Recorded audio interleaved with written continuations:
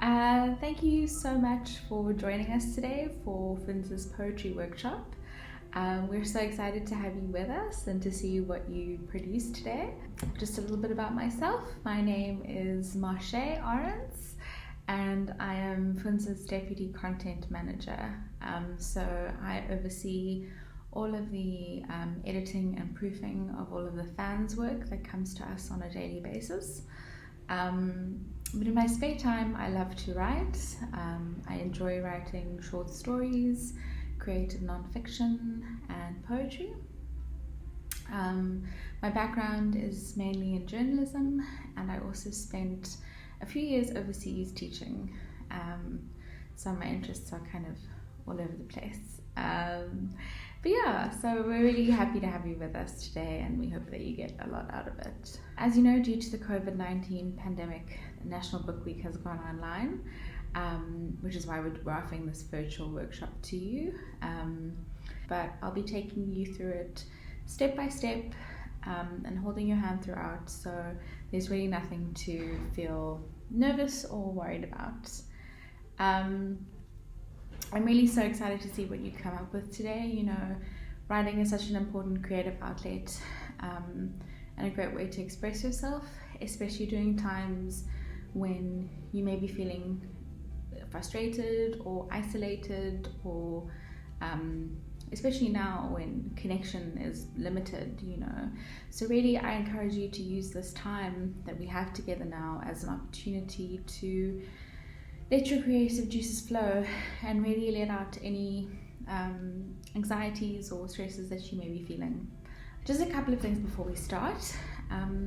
You will be producing a product at the end of this, and a poem, and if you write something that you're really proud of, we'd love for it to be published on our site, live.fundza.mobi.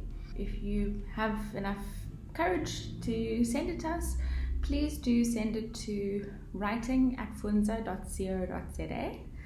We will publish it on our site, and then you could become a published author. And how wonderful would that be to have under your belt? So just take a chance, take a risk, and once you've completed your poem, send it through to us and we will publish it for you. So I'm going to be writing alongside you today, so you're not alone in this, don't worry about that. I'll be writing with you, and I'll be sharing some of the work that I'll be producing, so you'll get to know what's in my headspace as well. Unfortunately, I don't get to know what's in yours, but that's just the format that we're working with. But just to know that, you know, you're not alone, and I'm going to be working with you as well. So at the end of today's workshop, you will have written a poem with some exciting and unusual imagery. I know sometimes when people hear the word poem, they get a little bit anxious and they think, I don't know how to do that, and they get a little bit overwhelmed. But not to worry, I'm going to be taking you through this step by step, bit by bit. We're going to do a warm-up exercise and really breaking it down for you, so that by the end you're going to feel like it's the easiest thing to do. Just take a risk with this and just believe in yourself that you are able to do it. You know, a lot of writing is about self-confidence and believing that you are able to do more than you think you can. So just try and believe that you can step out of your comfort zone and do something that maybe you're not really familiar with. And come on this journey with me and see what you can accomplish. Also, the point of this creative writing workshop is also to have fun. You know, there is no right or wrong. As long as you're expressing yourself in the best way that you know how, and you're having fun and you're being creative and you're using the tools that we're going to try and teach you today, then you're doing the right thing. So don't put too much pressure on yourself, and just have a good time. You know, we don't want you to be too anxious about it. There are no wrong answers, is what I'm saying. So very importantly, what we need before we get started, you will need a pen or a sharp pencil. You will need a pad of paper, at least 4 or 5 sheets of paper, and you'll need a solid surface on which to press. So please try and make yourself as comfortable as possible, preferably sitting at a table or a desk. So let's get started. We're going to have a warm-up exercise to warm up our writing muscles. Think of writing, as a sport. And before you start playing any sport, you have to warm up your muscles. You can't just start that sprint and start running. If you just start running, you're going to pull a muscle and hurt yourself. You have to do some stretches, you have to do some exercise and really warm up before you get going. So that's exactly what we're going to do to help us get ready to write our big poem at the end. So the warm-up that we're going to do is called Playing with Images. And writers use interesting comparisons all the time to make their writing rich and full of texture. So we are going to play with different images and play with different comparisons and see what we can come up with. And again, when thinking of these comparisons going forward and with this whole warm-up exercise, just remember there is no right or wrong answer. And remember, the more creative you can be, the better actually.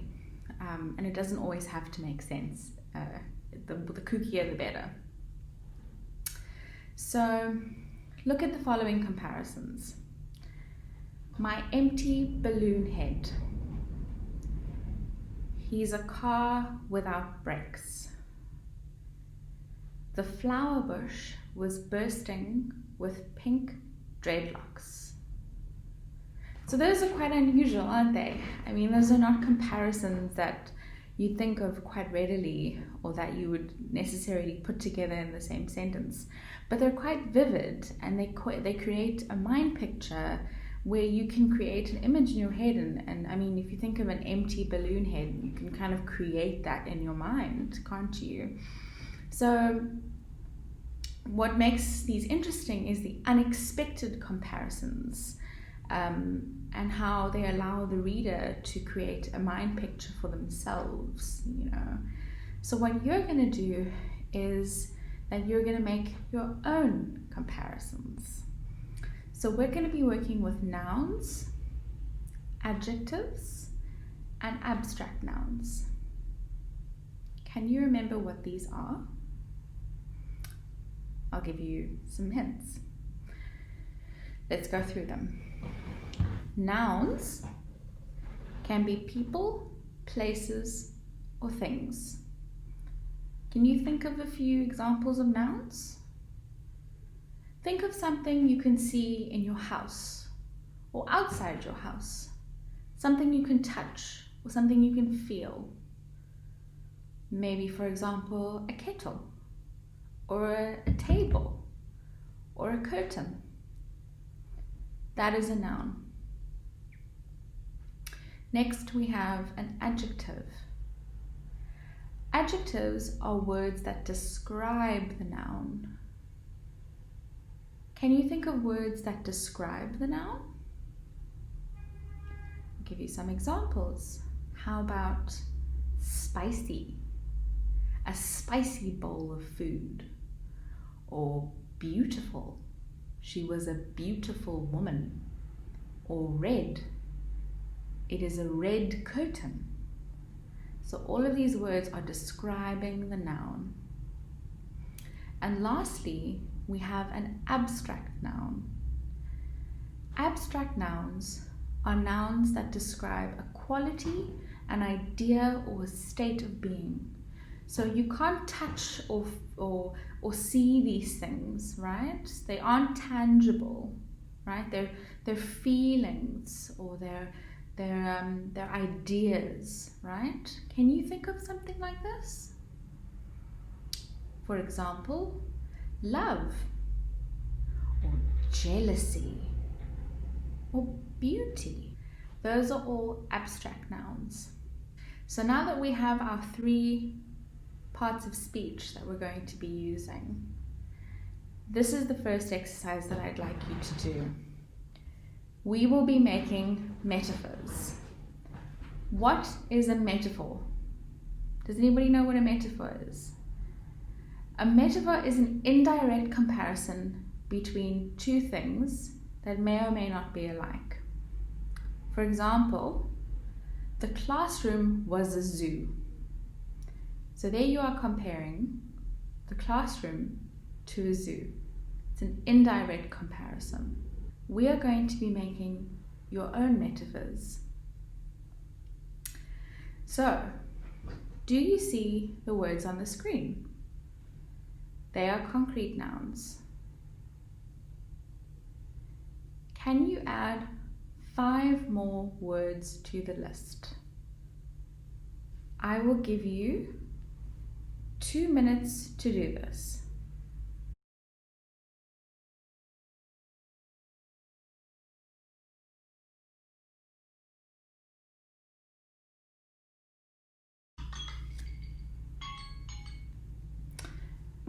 Do you have your 5 nouns? I do. Let me tell you what mine are. I have chair, kettle, car, sofa, and carpet. Do we have any that match? I wonder. All right. So now you have your 5 nouns. Next, we have adjectives. Do you see the adjectives on the screen? I'd like you to add 5 more adjectives to the list. I'm going to give you 2 more to do this. Write them down in your book.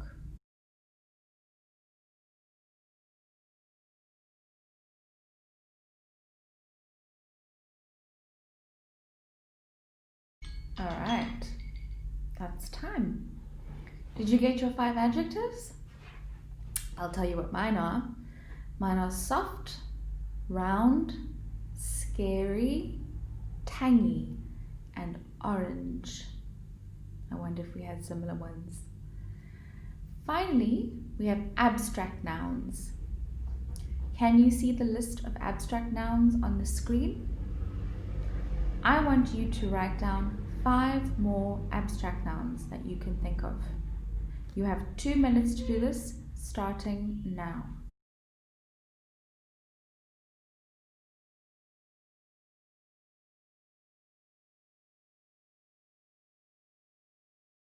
All right, time's up. Did you get your 5 abstract nouns? These are mine. Envy, joy, beauty, kindness, and compassion. All right, so now we have our 5 extra nouns, our 5 extra adjectives, and our 5 extra abstract nouns. Now here's the fun part. We get to mix and match. So now what I want you to do is I want you to put the words together in an interesting way to make a new interesting sentence, all right? So we're going to put the word the, followed by the adjective first. Choose any adjective. Followed by the noun. Choose any noun. Followed by the word of. Followed by the abstract noun. For example,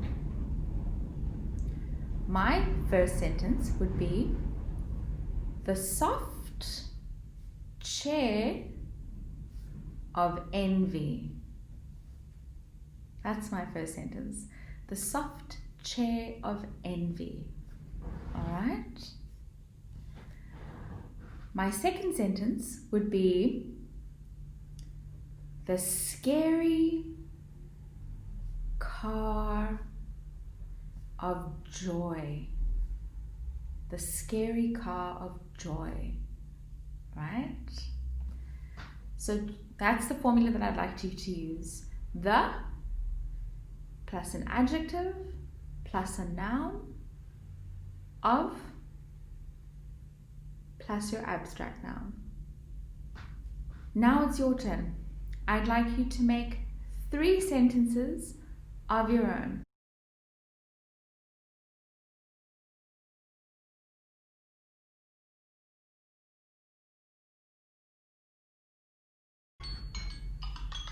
All right, time's up. So I hope you came up with some interesting sentences. I will read you some more of mine. I have the tangy kettle of kindness, the orange carpet of beauty, and the round sofa of compassion. Aren't those interesting comparisons? And don't they just create a beautiful mind picture and take your imagination on a really interesting journey? In our second warm-up exercise, we're going to be playing with similes. Does anybody know what a simile is? A simile is a direct comparison using like or as. So whereas a metaphor is an indirect comparison, a simile is a direct comparison. So a simile would be something like as dry as the desert. So it uses the word as. So I'd like you to take a new piece of paper, because this is a new exercise, or turn your piece of paper over. Now I'd like you to think of 4 words that describe you. Any 4 words. They could be just words that your friends would use to describe you, or words that you would use to describe you. So adjectives, basically, that you would use to describe yourself. Okay? I will give you 2 minutes to do this, starting now.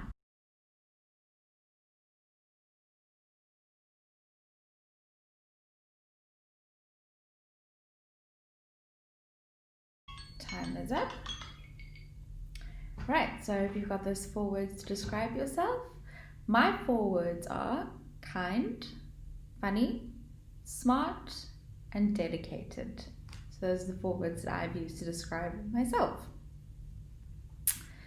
So now I'd like you to look in your house. Look inside your house. Now I'd like you to find a noun. Remember, we defined what a noun was before. A noun to pair up your adjective with to make a simile. Okay. So in my house, I'm looking around in where I am now.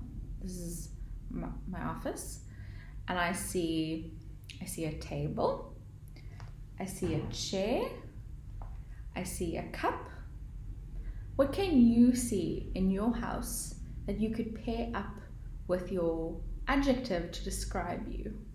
Okay, so write down 4 nouns that you can see in your house right now. I'm going to give you 2 minutes to write down these 4 nouns, starting now.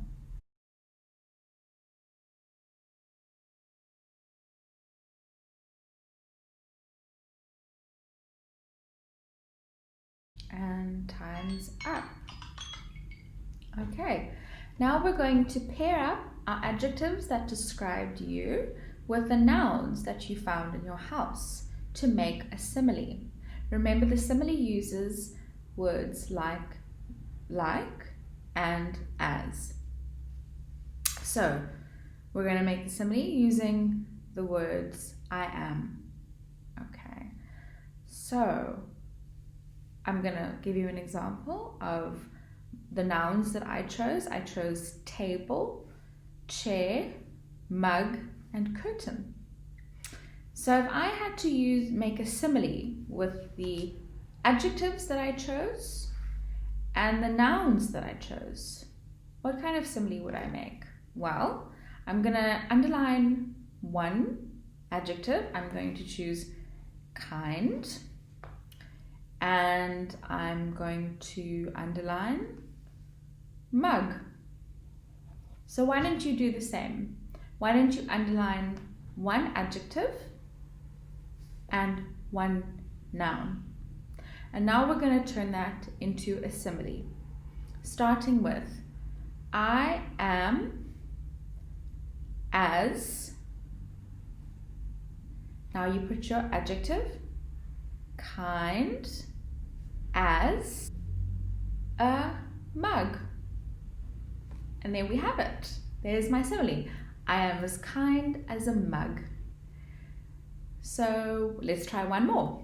Underline one adjective. I'm going to underline dedicated. And I'm going to underline one noun. I'm going to underline a table. Now let's make the simile. I am as dedicated as a table. I am as dedicated as a table. There's my simile, right? There we go. So we have our interesting and unusual comparison. So I'd like you to write down 4 similes, 4 of these sentences that make an interesting and unusual comparison. And I would like you to do the process of underlining the adjective and the noun and then making your simile. And I want you to have 4 sentences, each a simile, by the end of it. So I will give you 5 minutes to do that, starting now.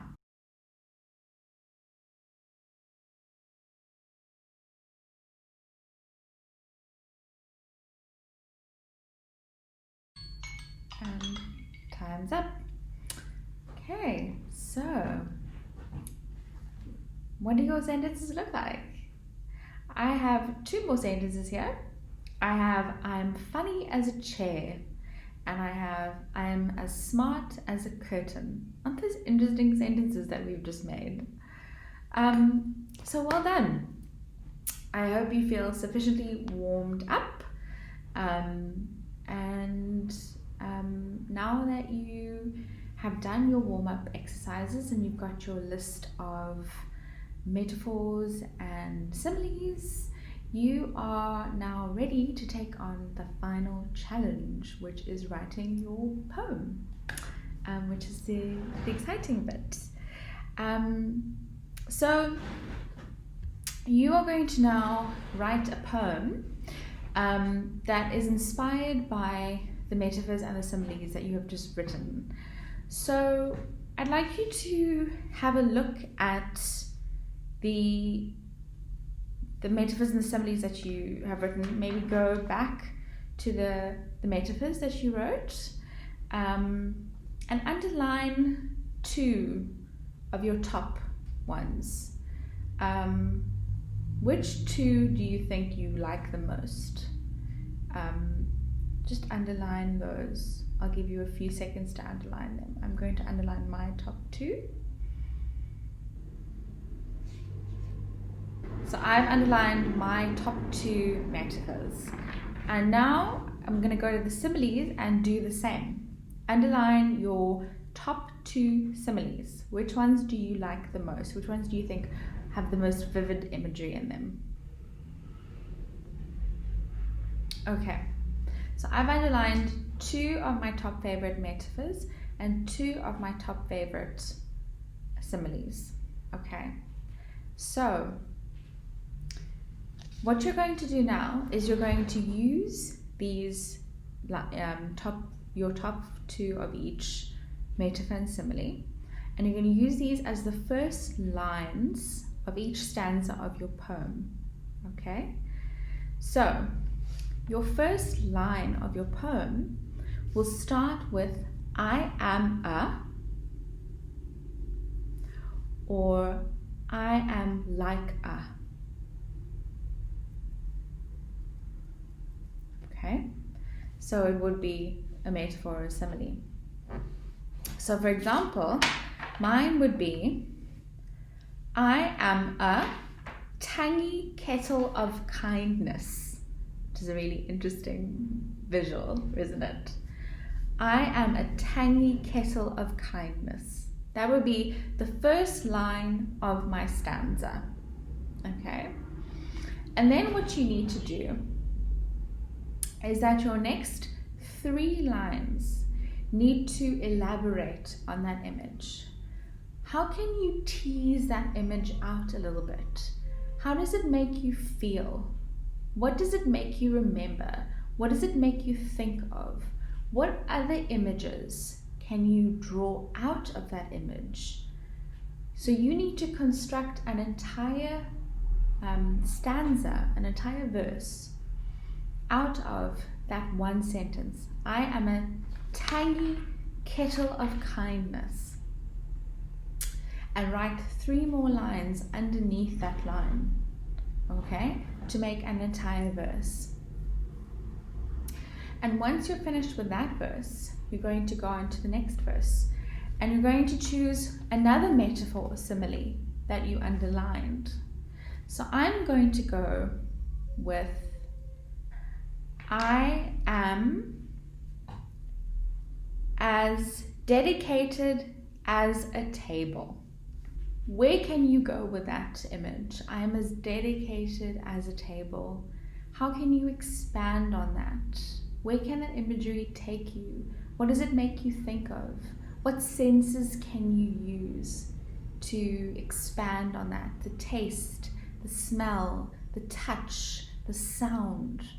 Where can you branch off of that very first line? And you need to write 3 more lines. So now we have 2 stanzas. We have, the first stanza starts with, I am a tangy kettle of kindness. Then we have, I am as dedicated as a table. And my third one, I'm going to choose, I am an orange carpet of beauty.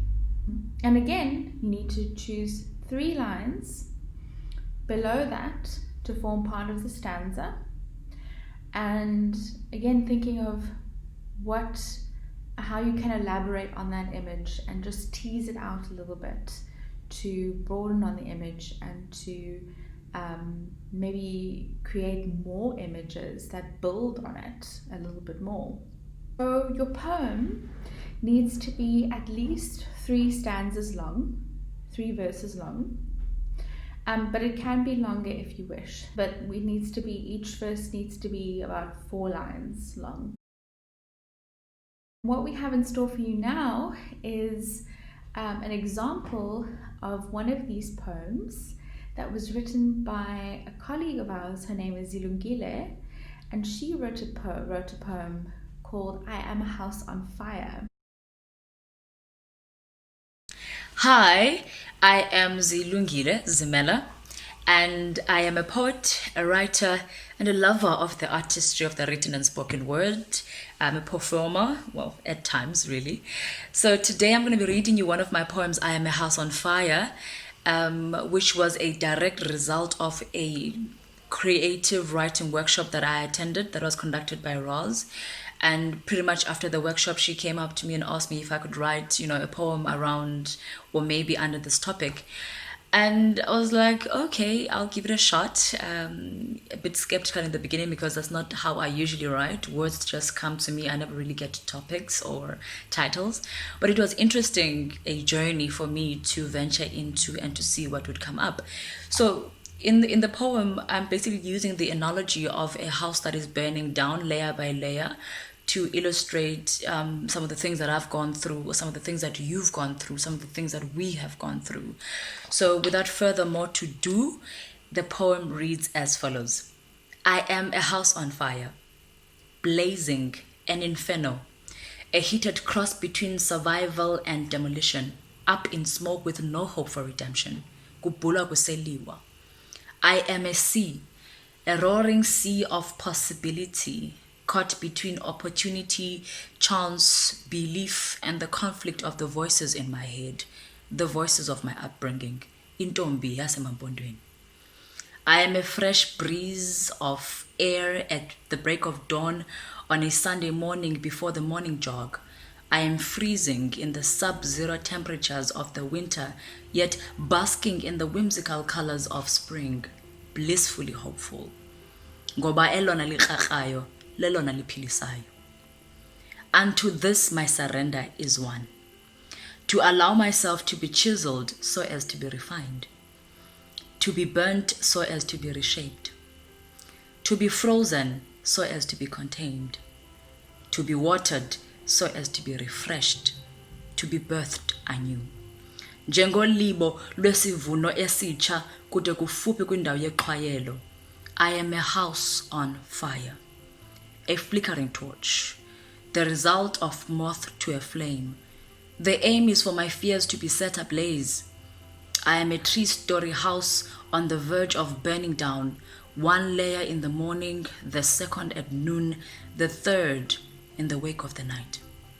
Njengendidi ezintathu zamasi eselwa, ingqarha, umthubi nentloya, nakanye uthobela sutyele. I am a house on fire, burning down from the burden of responsibility and the weight of emancipation. Idizadala belikhahlaza, ndingaba kumila kumbi, ndiguqe, nokuba kungedolo, oku kokuba ndingangqingqi ngomqolo, kukoyiswa zinzingo zobu ubomi. I am a house on fire. I do hope you enjoy it, and thank you. We've run out of time, unfortunately. So take your time in writing this poem. Really think about the kind of imagery that you want to create. There's no rush. But remember that there is no right or wrong. It's just about being your most authentic self and expressing yourself in the best way that you know how. And it's a really playful poem as well. So it's just about getting the imagery out there and getting as creative as possible. And like I said before, if you're feeling quite a bit confident about it, and even if you're not, just send your writing through to us. Remember, the email address is writing@fundza.mobi, because we would love to see your poems published on our website. I'd like to end off by saying good luck with writing your poems. Listen to Zilungile's poem for inspiration. I'm sure that you are going to write some amazing poems, and I look forward to reading them. Good luck with your poems, and I'll see you next time.